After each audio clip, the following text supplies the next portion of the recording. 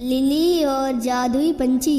एक बार की बात है, घने जंगल के बीच बसे एक छोटे से गांव में लिली नाम की युवती रहती थी। वह अपनी दयालुता और छोटे बड़े सभी प्राणियों के प्रति अपने प्रेम के लिए जानी जाती थी।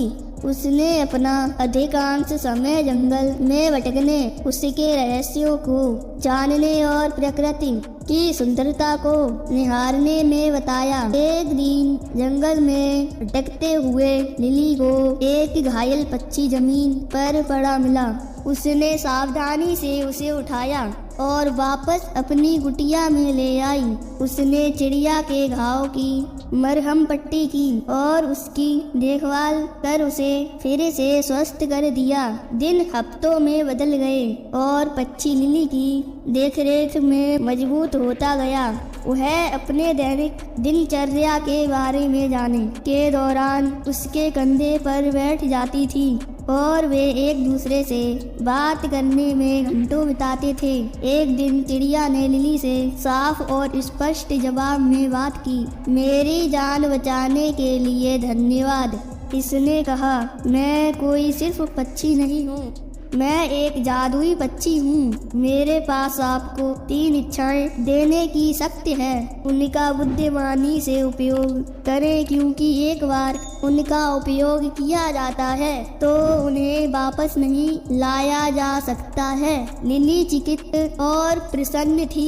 उसने लंबे समय तक और कठिन सोचा कि उसे क्या चाहिए। अंत में उसने अपनी पहली इच्छा की। मैं अपने गांव के लिए भरपूर फसल की कामना करती हूँ, ताकि कोई भी भूखा ना रहे। अगले ही दिन गांव के चारों ओर के खेत भरपूर फसल से सहलहा उठे। लिली के दयालुता के ग्रामीण चकित और आभारी थे। अपनी दूसरी इच्छा के लिए लिली ने सभी प्राणियों की भाषा समझने को क्षमता की कामना की और ठीक उसी तरह वह पक्षियों की चहचहाहट, मधुमक्खियों की भन भनाहट और पत्तों की सरसराहट को समझ सकती थी।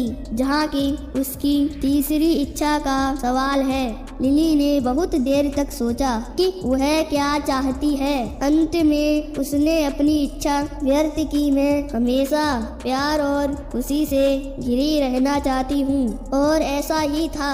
लिली ने अपना शेष जीवन प्रेम और प्रसन्नता से घिरा हुआ बिताया। उसने जंगल का पता लगाना और जरूरतमंद लोगों की मदद करना जारी रखा। और यद्यपि उसने कभी कोई दूसरी इच्छा नहीं की, वह जानती थी कि जादुई चिड़िया उस पर हमेशा नजर रख रही थी, उसकी इच्छाओं को पूरा करने के लिए तैयार थी, अगर उसे उनकी आवश्यकता थी। अगर आपको वीडियो अच्छा लगा है तो कमेंट करके जरूर बताएं।